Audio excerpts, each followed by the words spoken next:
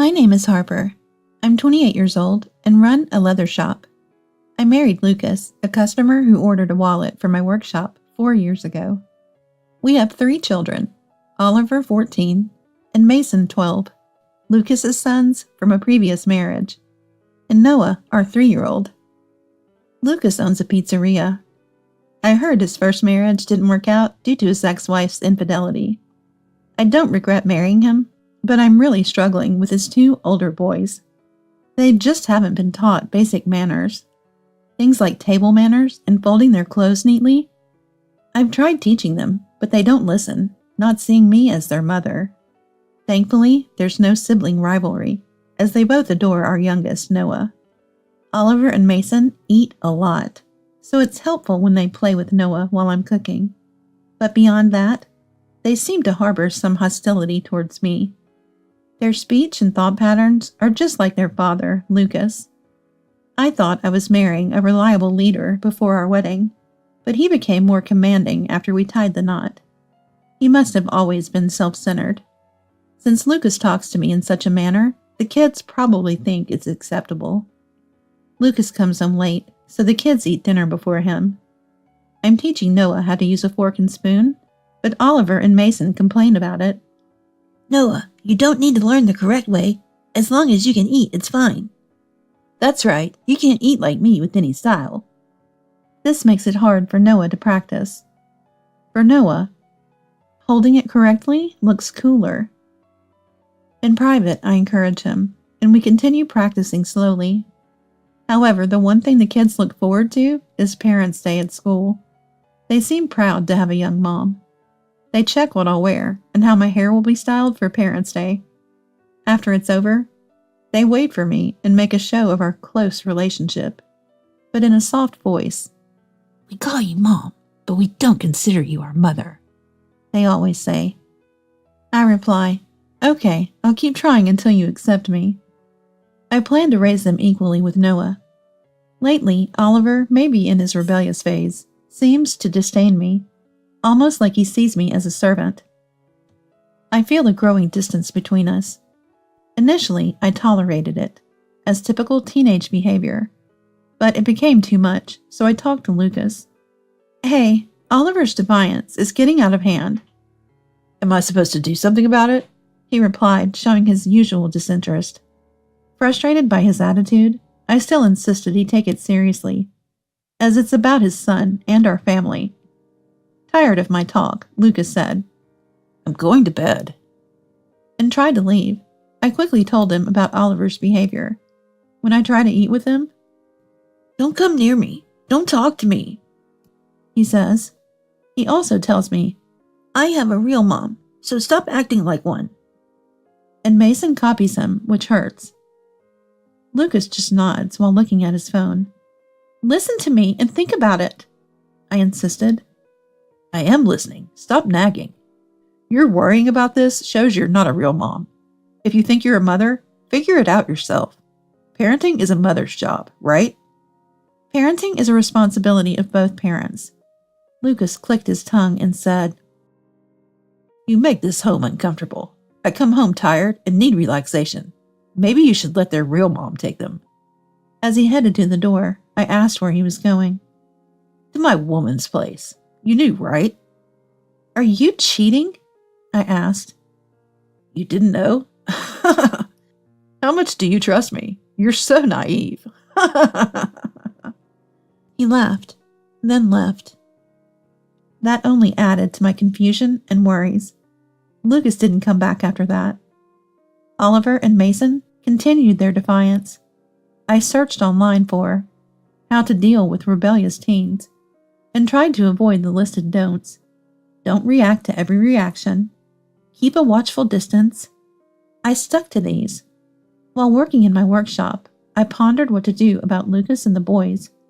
Noah, our youngest, has become increasingly clingy, uneasy about the changing environment and reluctant to go to childcare. One evening while cooking dinner, Oliver and Mason approached me. We heard our dad say our real mom wants to take us back. Dad said that? I don't know. Then Mason, looking happy, said, Big brother contacted Dad and arranged to meet our real mom today, so we don't need the dinner you made. We're going to our real mom's place. You're pitiful, abandoned by both Dad and us. I wanted to respect Oliver and Mason's desire to meet their real mother, but I mentioned they needed Lucas's approval. Dad said to decide after meeting our real mom. We'll eat tonight and leave with our stuff tomorrow. I realized that Lucas, Oliver, and Mason had already discussed this. You're pitiful, abandoned by both Dad and us. Deeply hurt me. And so, Oliver and Mason left to meet their real mom. The repeated mention of our real mom made me lose all confidence as a mother. Hours later, they returned, seemingly overjoyed from their meeting, too excited to even notice Noah talking to them. They were so excited about their mothers that they could not hear Noah when they spoke to each other, and they began to pack their bags. I asked Oliver, "Are you going to live with your mom? When will you come back?" Perhaps my question hit a rebellious nerve, as Oliver ignored me. Mason said, Mom wants to live with us. She'll ask Dad to let us stay with her forever. Goodbye. I contacted Lucas, likely living with his affair partner, to ask if he knew and consented to the boys living with their mother.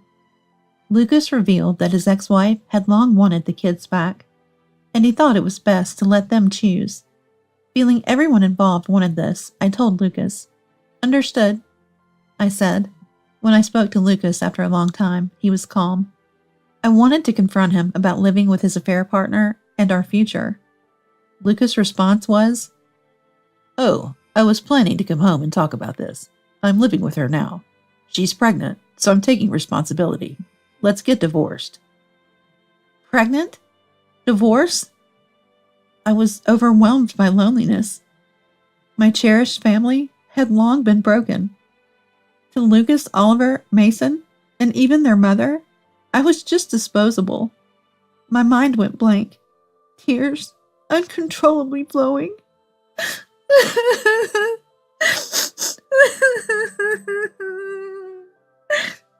I had considered overlooking the affair for the kids, but a pregnancy was too much.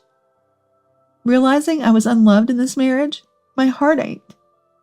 For hours, my memory was a blur, filled with tears. I tried to stand, but my ears rang, muffling all sounds. Thankfully, during this time, Noah had stayed by my side, asleep holding my hand. I tucked Noah into bed and checked Oliver and Mason's room. They had left early, unable to wait till tomorrow.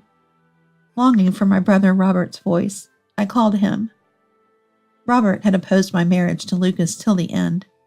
I expected reprimand. That's why I opposed to it back then. But just wanted to hear his voice. I broke down before Robert even answered. When he did, I couldn't speak through my sobs. Sensing something, Robert said he'd come over. I couldn't bear being alone, and waited for him at the door. Robert, living nearby, arrived in about 10 minutes, bringing lots of beer. "When you're upset, drinking's the best," he said, putting his arm around me and leading me inside. He went into the kitchen, checked the fridge, and started cooking with what was available. "Stop crying before the food's ready. You'll make everything too salty," he joked, trying to cheer me up. Noah woke up, delighted to see his favorite uncle. Robert's cheerful nature makes him beloved by everyone, from kids to the elderly. Reflecting, I realized Robert's opposition to my marriage might have been because he saw Lucas's true nature. Thanks to Robert, I stopped crying and regained some calm. Robert brought the food and beer to the table. He told me to sit across from him, so I did. Noah naturally sat on Robert's lap, being affectionate. I realized I hadn't made Noah this happy or seen him smile like this recently. Feeling guilty for always trying to please Lucas, Oliver, and Mason. I blamed myself for that. Robert said, "Have you eaten anything today? You haven't, right? No excuses. Eat." He waited for me to eat. I tried a bite of Robert's cooking and was surprised at how delicious it was. Noah also said it was tasty and ate more than usual. Before I knew it, my son and I had finished everything. After we ate, I finished the dishes while Robert played with my son. When I joined them, Noah was sleeping peacefully on Robert's lap. After putting my son to bed, Robert sat next to me on the sofa. So what happened? Tell me. And asked.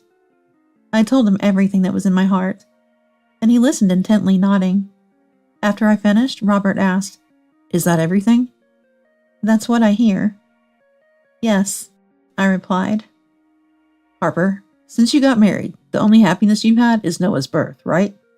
And the only fun, his growth. How about Noah, seeing his mom unhappy? Let's think about Noah's happiness together, he said. Then we toasted with beer, laughed, cried, and got angry. With Robert's help, I decided to move forward. When I woke up in the morning, I was in bed with Noah.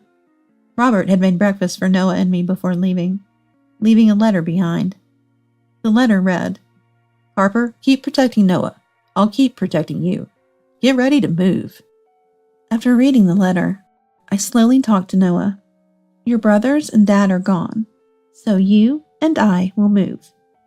Noah understanding something even at 3. I'm okay, as long as I'm with Mom. We decided to prepare for the move together and took the day off from childcare. We packed up our few belongings and, with Robert's help, completed the move using his car. The new location is on the 2nd floor of the workshop. The new home was above the workshop, which was a renovated part of my late parents' house, with the 2nd floor unused. Robert suggested and helped execute the move there. After settling in, I informed Lucas I agreed to the divorce. Lucas seemed relieved and cheerful. I'm taking only Noah. Just need child support for him, I said. Lucas, already having plans for Oliver and Mason, didn't object. He agreed to pay a lump sum for alimony and Noah's child support. I told him I'd sign the divorce papers after confirming the deposit. His pizzeria, popular for its all-you-can-eat and drink, was profitable, so he transferred the agreed amount quickly. I met Lucas at a cafe, signed for the divorce papers, and submitted them to the court together. Lucas wanted to ensure I really filed for divorce. After submitting the papers, we parted ways, with Lucas in a good mood. I returned to the workshop and worked until it was time to pick up Noah from childcare. I was able to focus on work for the first time in a while. At childcare, I was relieved to hear from the teacher that Noah seemed unchanged. Our life as a twosome at home began, with Noah as cheerful as always. A week into our new life, Oliver called. Hey, why aren't you here? I'm hungry. Come back and make dinner. You don't do housework without us. Confused, I said, What? I'm not coming back. Didn't Dad tell you? Oliver, unaware. I'll call Dad, then I'll call you again. He said he'd call back after talking to Dad. I wondered why Oliver and Mason, supposedly with their mother, were at our old house, but decided not to dwell on it, as they were no longer my concern. A few hours later, Oliver called, asking me to meet at a cafe. At first, I'm not going. However, he said that if I didn't come, he would come to the workshop. So I reluctantly decided to head to the cafe. When I arrived at the cafe, Oliver, Mason, and Lucas were already there. I remained standing. What business? I asked. Then there was Oliver. I heard what you said. I'm going too. Mason nodded and seemed to be waiting for my response, but I decided to summarize the incident. You're living with your mother. You went to the house we used to live in together. You called me to make food because you were hungry. I told you to ask Dad why I'm not there, and you called him. You called me to this cafe. Is that okay? So what's the reason?